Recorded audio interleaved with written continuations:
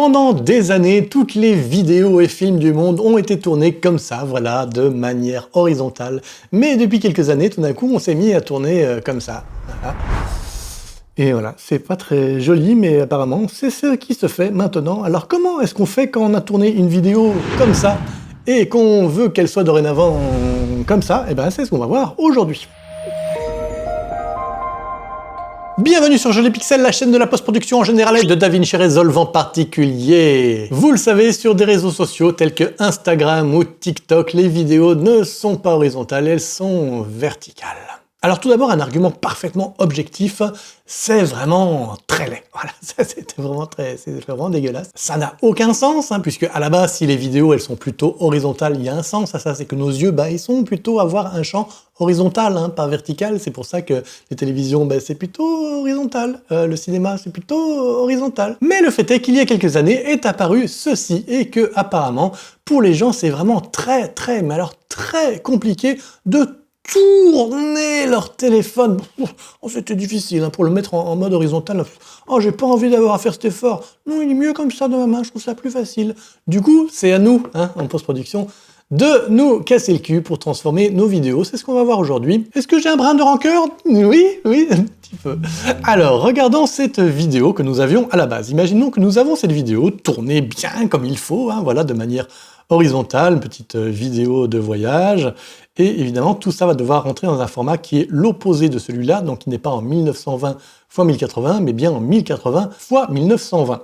On va donc faire ça. Je vais transformer ma timeline voyage, ou plutôt la dupliquer. Je la duplique immédiatement, duplicate timeline, ça va créer une copie ici, et je vais appeler ça voyage version verticale. Ensuite, je vais faire un clic droit, je vais aller dans Timeline et dans Timeline Settings. Je vais ici décocher l'utilisation des Project Settings, puisque je veux changer ces settings, et je vais changer ici mon format, passer de 1920 x 1080 à 1080 x 1920. Alors attention, il faut également bien vérifier que dans la partie Output, on a coché la case Use Timeline Settings for Output Scaling. Parce que si par hasard elle est décochée, vous pourriez parfaitement avoir dans votre timeline 1080 x 1920 et en sortie l'inverse. Ce qui serait donc très bizarre. On a travaillé sur une timeline dans un format, quand on l'exporte, ça ressemble pas du tout à ça.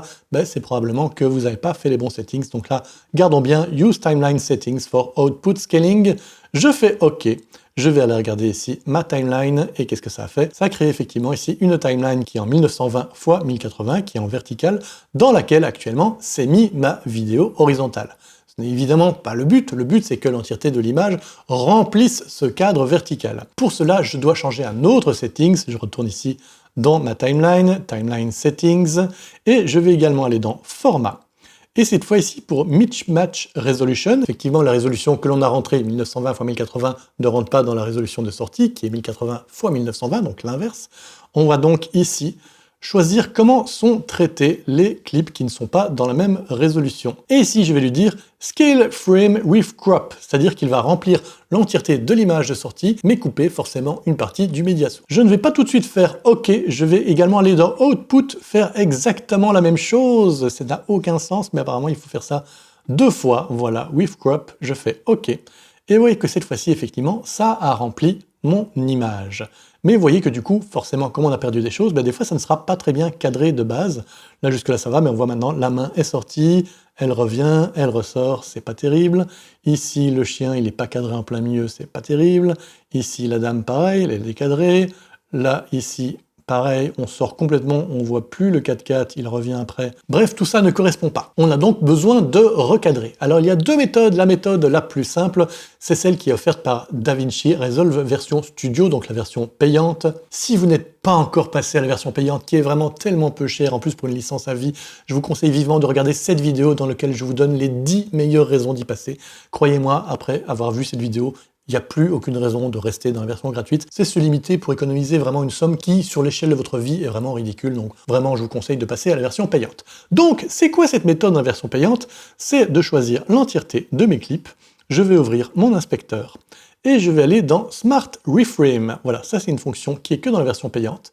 Et je vais faire Reframe. À ce moment-là, il fait un petit peu d'intelligence artificielle, il analyse l'entièreté de mes 6 clips et il va faire le recadrage lui-même en tenant compte du contenu de clip. Et oui, ça c'est quand même vachement malin. Allons voir maintenant si ça a bien marché. Notre main qui était décadrée, eh bien on voit qu'à présent, ça suit bien, la main reste cadrée, il recadre au fur et à mesure du déplacement, il a fait du très bon boulot. Le chien qui était décadré à présent, il est bien au centre, avec les 2 visages, parfait. Voyons à présent, elle était décadrée, pareil, très bon. On avait le 4x4, il est à présent tout à fait suivi. On a l'impression qu'il y a simplement la caméra qui a suivi. Ben non, c'est du recadrage à l'intérieur de l'image même. Et pareil pour tous les plans. Ici, voilà, cette personne est à présent tout à fait centrée, ce qui n'était pas le cas tout à l'heure. Et enfin, le dernier plan. Celui-là, c'est le plus difficile. J'ai oublié de vous le montrer tout à l'heure. Je vais vous le montrer ici maintenant. C'est quoi ce plan? C'est un groupe complet qui se déplace. Donc c'est difficile parce que comment choisir quoi recadrer, qui recadrer? Il y a un ensemble de personnes. Certains sont à gauche, à droite, au milieu. Il y en a qui sortent du champ, qui rentrent du champ. Donc c'est un petit peu compliqué. Voyons ce que l'intelligence artificielle aura choisi. Il a choisi au début cette demoiselle, très bien. Ensuite, il change de demoiselle, il passe d'une personne à l'autre. Il reste sur ce monsieur. Ensuite, il change de monsieur. Et il suit ce monsieur qui va, je pense, monter dans le camion. Très bien. Il a fait son choix personnel d'intelligence artificielle, mais et si moi, le gars qui m'intéresse, c'est le gars qui monte dans le camion, et si moi j'ai envie de suivre uniquement ce personnage, comment qu'on fait? Ben, on peut tout à fait faire ça. On va demander à l'intelligence artificielle de suivre uniquement cette personne. Je vais donc retourner dans mon inspecteur, dans la partie Smart Reframe, mais je ne vais plus aller dans la partie Auto, mais aller dans Reference Point. Et je vais ici bien choisir mon personnage qui m'intéresse, voilà plutôt la partie vers le visage. Je refais un reframe, il analyse ce clip, il va nous faire une nouvelle version, je me remets au début, on a bien effectivement ce personnage-là qui est bien là, au départ, parfait. Ensuite, je pense qu'il sort du champ, donc c'est normal qu'il n'arrive plus à le voir, mais il revient du champ, il revient dans le champ, donc c'est parfait. Il est ensuite tout à fait suivi jusqu'à la fin de son action. On va voir s'il tient le coup jusqu'au bout. Son visage va bien rester cadré. Ouais, parfait. Donc vous voyez qu'en gros, 95% a été fait entièrement, automatiquement par l'intelligence artificielle. Si néanmoins vous tenez absolument à garder une version gratuite, eh bien voyons comment on aurait fait. Revenons en arrière, ici je vais dans Edit, dans History, et je vais revenir ici avant qu'on fasse le Smart Reframe. Voilà, on n'est donc plus du tout en mode Smart. Vous voyez ici le résultat. Ceci, voilà, ça sort du champ, ça va sans doute revenir dans le champ après. Bref, vous allez devoir faire le boulot tout seul. Alors, comment c'est le boulot tout seul? Vous allez faire une première chose, c'est de choisir ici le mode Transform, qui vous permet notamment de recadrer l'image à l'intérieur du cadre de sortie. Vous allez également aller ici dans la partie Timeline, et vous allez vous assurer que soit choisie la fonction Selection Follow Place Head. Qu'est-ce que ça veut dire? Ça veut dire qu'au fur et à mesure que ma tête de lecture va se déplacer, vous allez voir que ma sélection, donc le clip sélectionné, va changer. Hop, ça me permet de ne pas avoir à chaque fois à sélectionner le clip, mais à simplement faire bouger ma tête de lecture. Alors allons-y ici pour la main, je vois ici que jusque-là ça va, mais ici elle sort. Je vais donc revenir un petit peu en arrière tant qu'elle est là, et je vais aller choisir ici un petit keyframe de position. Je vais avancer, je vois ici qu'elle est sortie, et je vais donc ici aller déplacer, recadrer mon image. Je vais cliquer sur Shift pour locker que ce soit uniquement le mouvement latéral qui soit suivi et non pas mon mouvement vertical de souris, et je vais donc ici déplacer. Voilà, allons voir un petit peu plus loin, là on est encore bon, ok, ah là de nouveau c'est sorti, je redéplace un petit peu pour retrouver ma main, très bien, hop, de nouveau c'est sorti, je recherche ma main, très bien, là on est de nouveau un peu sorti, hop, et on arrive de nouveau ici où c'est ressorti. Voilà, voyons l'entièreté de mon plan, ce que ça donne avec tous ces keyframes. Et voilà, on a créé un petit suivi de la main. Vous voyez que c'est un petit peu plus brusque, hein. Après, on pourrait commencer à aller s'amuser dans les keyframes, à aller un petit peu créer des courbes pour que ce soit un petit peu plus net, mais vous voyez un petit peu le principe. Faisons un autre essai ici avec notre quad. Tout début, le quad est bien cadré, on est content. Là, il commence à sortir. Allons dans le dernier point qui est bien cadré. Je mets un petit keyframe de position. J'avance, là il est complètement décadré. Je vais aller recadrer ça. Parfait jusqu'ici. Très bien. Là, je vais remettre un petit point. Un petit peu le reculer en fait. Là, il se redécadre. Je vais voir ici. Encore un petit peu. Je vais voir ici. Très bien. Je pense que le reste, on doit être pas mal. Oui. Ok, voyons ce qu'on a fait.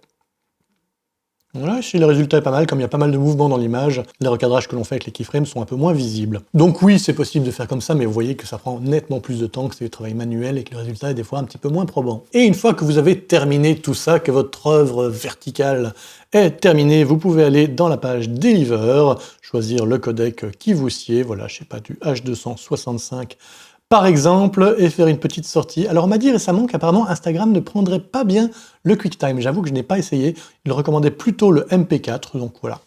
Faites vos essais, si jamais QuickTime marche pas, passez en MP4, il y a des chances que ça marche mieux. Si t'as aimé cette vidéo, eh ben il est pas trop tard, tu peux tout à fait t'abonner. Si vraiment t'as beaucoup aimé cette vidéo, si t'aimes bien cette chaîne de manière générale, sache que tu peux me remercier en achetant un petit thanks, voilà, c'est un petit bouton qui est là en dessous. Ça vous permet de me donner entre 2 et 10 euros, voilà. Ça m'encouragera à continuer ces vidéos et je vous en remercie d'avance. À présent, je vous laisse entre les mains de cette vidéo dans laquelle je vous raconte tout ce qu'il y a à savoir sur un merveilleux petit logiciel qui s'appelle Soundly, une bibliothèque de son. Allez, salut, ciao!